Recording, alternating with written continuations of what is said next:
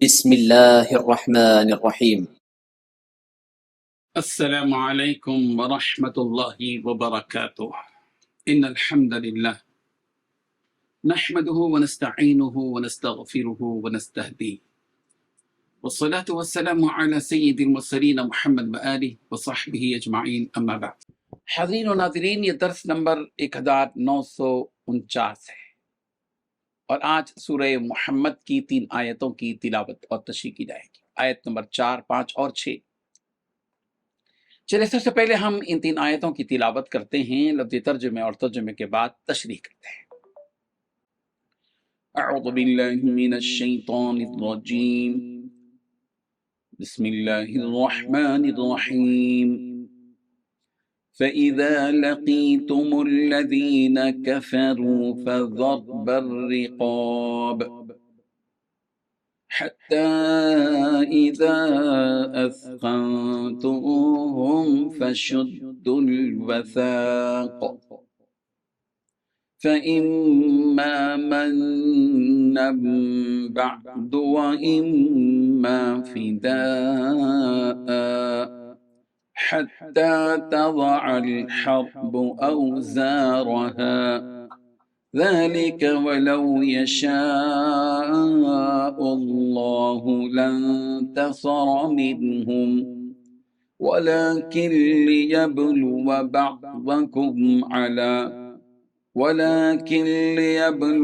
بَعْضَكُمْ بِبَعْضٍ وَالَّذِينَ قُتِلُوا فِي سَبِيلِ اللَّهِ فَلَنْ يُضِلَّ أَعْمَالَهُمْ سَيَهْدِيهِمْ وَيُصْلِحُ بَالَهُمْ وَيُدْخِلُهُمُ الْجَنَّةَ عَرَّفَهَا لَهُمْ۔ صدق اللہ العظیم۔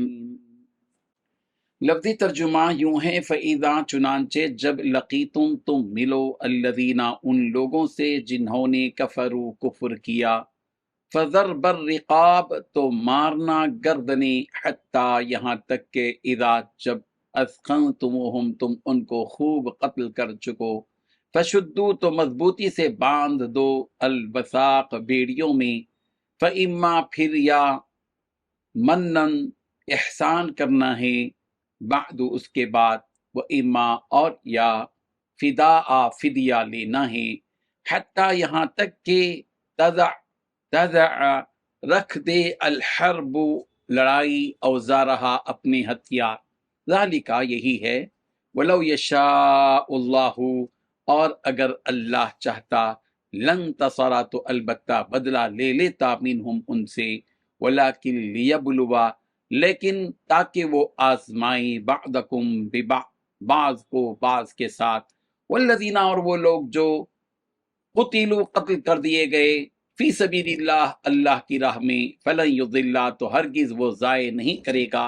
اعمالہم ان کے اعمال، سیہدیہم ان قریب وہ رہنمائی کرے گا ان کی، ویصلح اور اصلاح کرے گا، بالہم ان کے حال کی، ویدخلہم اور وہ داخل کرے گا انہیں، الجنت جنت میں، عرفہا وہ خوب پہچان کروا چکا ہے اس کی، لہم ان کو۔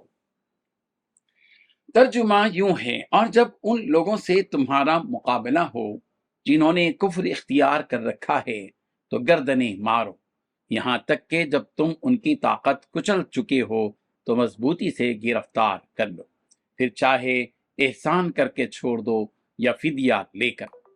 یہاں تک کہ جنگ اپنے ہتھیار پھینک کر ختم ہو جائے۔ تمہیں تو یہی حکم ہے، اور اگر اللہ چاہتا تو خود ان سے انتقام لے لیتا، لیکن تمہیں یہ حکم اس لیے دیا ہے تاکہ تمہارا ایک دوسرے کے ذریعے امتحان لے، اور جو لوگ اللہ کے راستے میں قتل ہوئے، اللہ ان کے اعمال کو ہرگز اکارت نہیں کرے گا،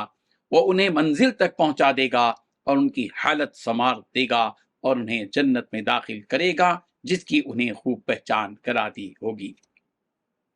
ان 3 آیتوں میں 9 باتیں بیان کی گئی ہیں۔ پہلی بات، جب ان لوگوں سے تمہارا مقابلہ ہو جنہوں نے کفر اختیار کر رکھا ہے تو ان کی گردنیں مارو۔ دوسری بات، یہاں تک کہ جب تم ان کی طاقت کچل چکے ہو تو مضبوطی کے ساتھ گرفتار کر لو۔ تیسری بات، پھر چاہے احسان کر کے چھوڑ دو یا فدیہ لے کر۔ یہاں تک کہ چوتھی بات یہاں تک کہ ہتھیار پھینک کر جنگ ختم ہو جائے۔ پانچویں بات تمہیں تو یہی حکم دیا گیا ہے۔ چھٹویں بات اگر اللہ چاہتا تو خود ان سے انتقام لے لیتا، لیکن تمہیں یہ حکم اس لیے دیا ہے تاکہ تمہارا ایک دوسرے کے ذریعے امتحان لیں۔ ساتویں بات جو لوگ اللہ کی راہ میں قتل ہوئے اللہ ان کے اعمال کو ہرگز بیکار جانے نہیں دے گا۔ آٹھویں بات اللہ انہیں منزل تک پہنچا دے گا اور ان کی حالت سنوار دے گا۔ نویں بات انہیں جنت میں داخل کر دے گا جس کی انہیں خوب پہچان کراتی ہوگی۔ بزرگان محترم، اس بات کو واضح کرنے کے بعد کہ دنیا میں دو فریق ہیں، ایک مسلمانوں کا اور دوسرا کافروں کا، اللہ تعالیٰ مسلمانوں کو یہ حکم دے رہے ہیں کہ جب تمہارا مقابلہ دوسرے فریق یعنی کافروں سے ہو، مقابلہ ہو، عام حالت میں نہیں ہے بات، یہ جو حکم دیا جا رہا ہے اس آیت میں یہ نارمل حالت کی بات نہیں ہے، بلکہ اس وقت کی ہے جب کہ جنگ چھڑ جائے۔ ظاہر بات ہے کہ جنگ ہوتی ہے تو دونوں طرف سے ہوتی ہے، اور جب جنگ ہو جاتی ہے تو احکامات بدل جاتے ہیں اور رہنمائی کی جاتی ہے اس کی جیسے جنگ کے حالات ہوتے ہیں۔ اسی لیے حکم دیا گیا کہ اللہ تبارک و تعالیٰ مسلمانوں کو یہ حکم یہ دے رہے ہیں کہ جب تمہارا مقابلہ دوسرے فریق یعنی کافروں سے، اور مقابلے کا مطلب ہے کہ دونوں طرف سے ہوتا ہے، یعنی جب وہ تم سے جنگ کرنے کو آئیں تو ایسے وقت تم انہیں مت چھوڑو بلکہ ان کا کام تمام کر دو۔ ظاہر بات ہے کہ تو انصاف کی بات ہے کہ ایسی بات نہیں ہے کہ اگر ادھر سے جنگ ہو رہی ہو اور خاموش جو ہے ہاتھ دھر کر بیٹھ جائیں، یہ مطلب نہیں ہے، بلکہ ان کا کام تمام کرو۔ جب وہ لڑنے کے لیے آئیں تو ظاہر بات ہے کہ وہ بھی قتل کریں گے، اور تو تم بھی تیار رہو اور تم بھی قتل کرو۔ نارمل حالت کی بات نہیں ہے۔ نارمل حالت میں تو اسلام نے اس بات کی تعلیم دی ہے کہ غیر مسلموں کے ساتھ اچھا برتاؤ کیا جائے، حسن سلوک کیا جائے، رواداری ہو، اور اگر وہ پڑوس ہو تو ان کے ساتھ ان کے حقوق ادا کیے جائیں، وہ بیمار ہو تو عیادت کریں، تعزیت کریں، سارے احکامات اپنی جگہ ہیں۔ یہ عام حالت کی بات ہے۔ تو یہ بات سمجھنے کی ہے کہ کفار کو قتل کرنے کا حکم اللہ تبارک و تعالیٰ اسی وقت دے رہے ہیں جبکہ مسلمانوں سے جنگ کرنے کے لیے آئیں وہ، اور اسلام میں جنگ اقدامی نہیں ہوئی ہے، دفاعی ہوئی ہے۔ اسلام نے نبی رحمت صلی اللہ علیہ وسلم نے جنگ کا اقدام کرنے کا حکم نہیں دیا گیا، لیکن جب جنگ کے لیے سارے لوگ مد مقابل آمادہ ہو جائے، اس کی پوری تیاری کر لی اور اس کا علم اور اس کی خبر اور اس کی اطلاع مل جائے، تو جب حکم دیا گیا کہ تم بھی جو ہے دفاع کے لیے اٹھو، آگے بڑھو۔ اور اگر کوئی یہ کافر ایسا ہو کہ وہ تم سے جنگ نہیں کر رہا ہو تو ظاہر بات ہے کہ اسے کسی قسم کی کوئی تکلیف نہیں دی جائے گی۔ وَقَاتِلُهُمْ حَتَّى لَا تَكُونَ فِتْنَةٌ وَيَكُونَ الدِّينُ لِلَّهِ فَإِنِ انتهوا فَلَا عُدْوَانَ إِلَّا عَلَى الظَّالِمِينَ۔ سورہ بقرہ آیت نمبر 193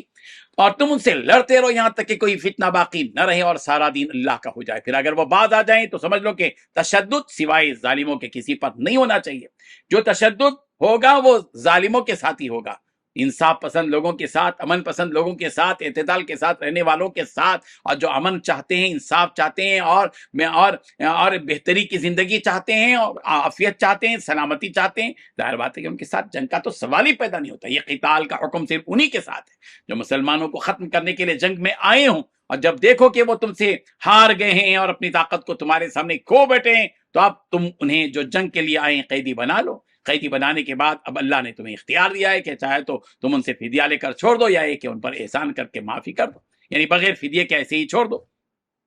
یہاں اکثر نہ سمجھ لوگ غلط فہمی میں مبتلا ہوتے ہیں اور اس آیت سے مسلمانوں کو دہشت گرد اور اس کتاب کو نعوذ باللہ دہشت گردی کی تعلیم دینے والی کتاب سمجھتے ہیں، نعوذ باللہ من ذلک۔ حالانکہ یہ ان کی علمی کی بات ہے، تاریخ سے واقف نہیں،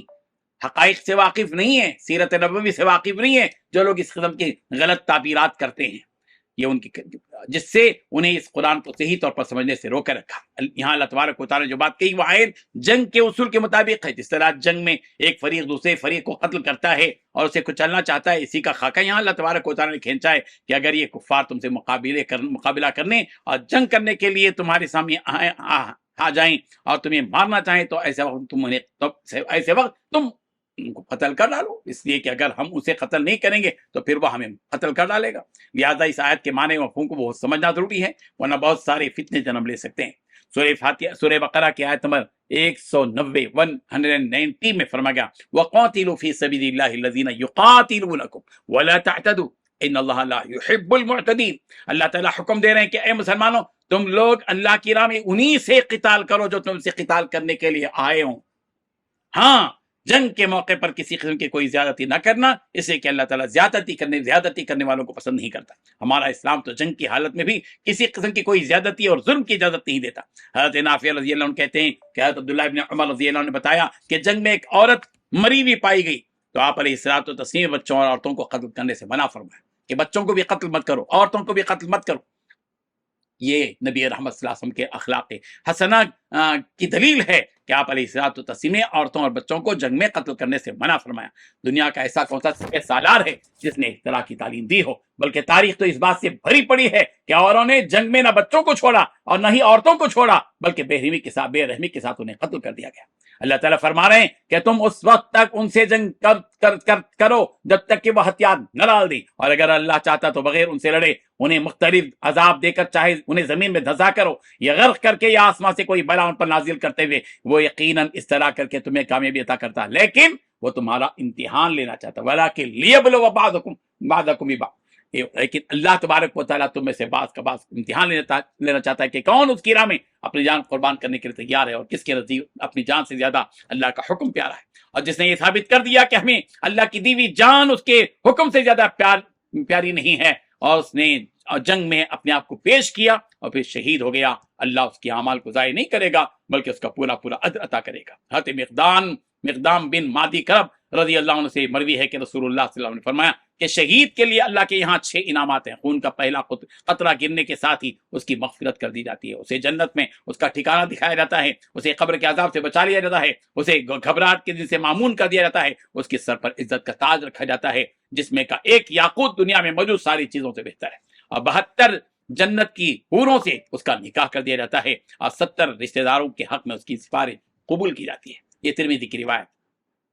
اللہ تعالیٰ فرما رہے ہیں کہ وہ انہیں ہدایت دے گا اور انہیں ان کے اعمال کو سنوار دے گا۔ یہاں پر ہدایت دینے سے کیا مراد ہے؟ اس میں مفسرین کا اختلاف ہے، جیسے کہ جب مسلمان شہید ہو گیا تو اسے ہدایت دینے کی کیا معنی؟ اس کے بعد نے کہا کہ اس سے مراد یہ کہ اللہ تعالیٰ اسے جنت کے راستے کی طرف ہدایت دے گا، یا ممکن نکیر کے ان سے قبر میں سوالات کے موقع پر ان کی رہبری کرے گا، اور بعد نے کہا کہ اس جنگ میں جو شہید نہیں ہوئے اللہ ان کی باقی عمر میں جنت کے راستے کے اعمال کی جانب ہدایت فرمائے گا۔ اللہ تبارک و تعالیٰ ان حقائق کو سمجھنے کی توفیق عطا فرمائے۔ آمین۔ وآخر دعوانا الحمدللہ۔